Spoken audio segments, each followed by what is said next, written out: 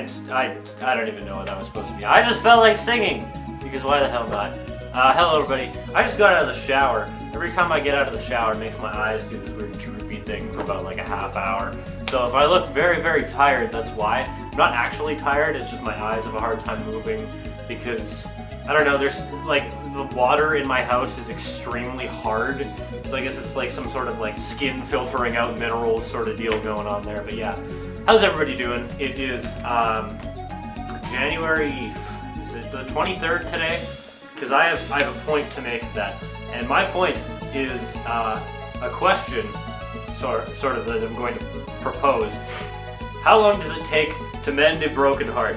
It is something that has been sort of classified as like an enigma throughout time, and people are sort of wondering like, how the fuck long does it take? Like seriously.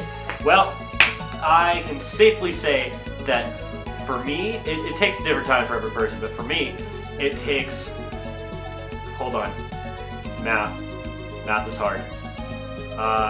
4 years, 4 months, and 10 days, which is 1,593 days. So, the reason that I know that is because I had my heart broken, absolutely, like shattered, like I thought I was going to die.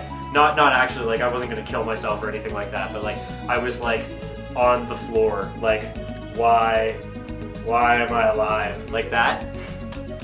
1,593 days ago, and today I feel better.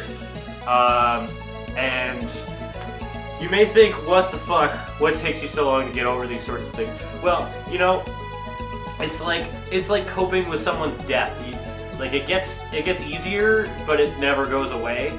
But you know, in this case, I think it has gone away because, yeah.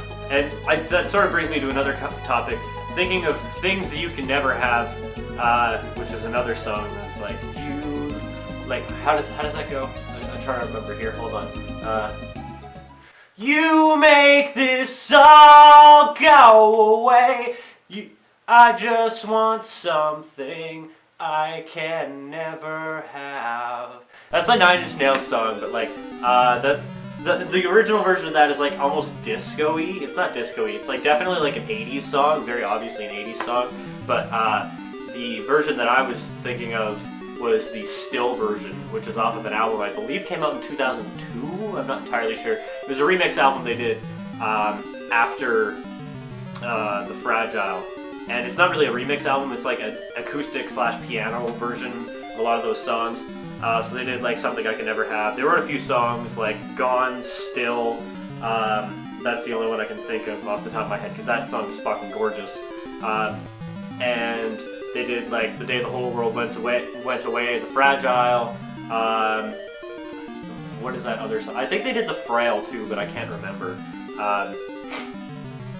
But whatever, it doesn't really matter. My entire point is that when you have something that you know you can never have but you want, it really sucks because it makes you want it more.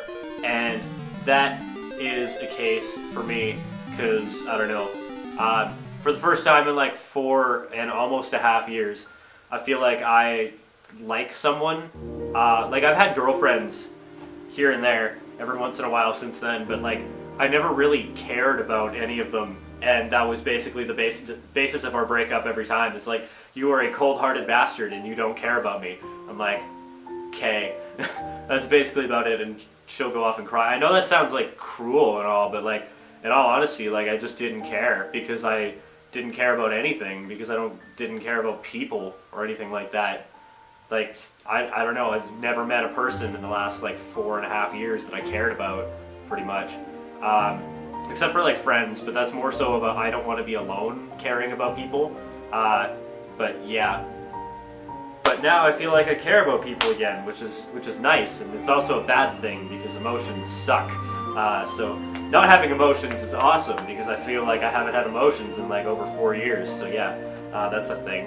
But I would say having emotions is better than not having emotions. Like I'd rather feel pain than nothing at all.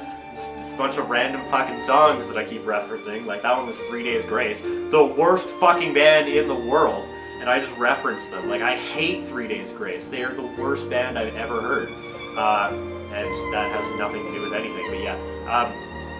But basically, my point is, when you have something that you want, but you can never have it, it really sucks, because I feel like I like someone that I have met, and probably none of you know who it is, so that's fine.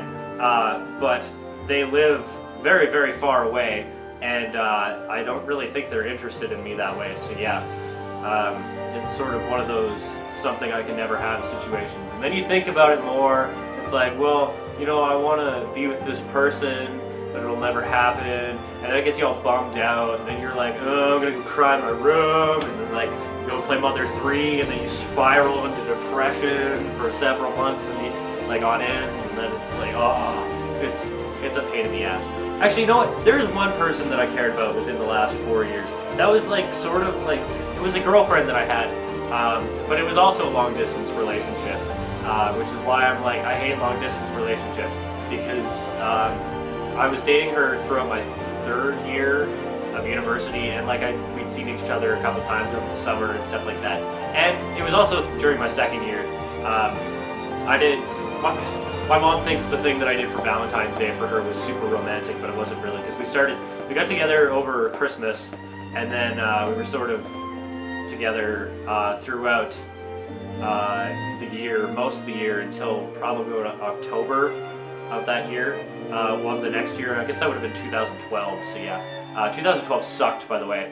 When I was 19, I was a cold-hearted bastard. More so than any other year of my life, I'm pretty sure, but yeah. So, basically, she was like the only other person I cared about. And the thing that I did for Valentine's Day is, seeing as though we couldn't be together because I had school and she had school and we had midterms, and it was like, fuck! Like, it was basically undoable. I got out in the snow and I traced out a heart and, like, outlined the heart with roses, and then sort of, like, posed in the middle of it, and, like, sent her, like, a little caption on the bottom saying, Happy Valentine's Day. And then I sent that picture to her for Valentine's Day, and it apparently got in the mail that day, which was like just random luck. I don't really know. My phone is going off. I'm waiting for a call for an interview. Sorry. Okay, never mind. That wasn't it. That was something else. That was not important. Shut up, all of you. But yeah. Apparently that was like the most romantic thing ever, my mom thought, because we couldn't be together, so that was like the next best thing that I could have done. Like, she said, oh, you could have sent her chocolates or anything like that, but that was actually kind of thoughtful stuff. And like, you have a romantic side, you're not completely cold and heartless like your dad. And I'm like, gee, thanks, Mom, you're just a fantastic person. But yeah,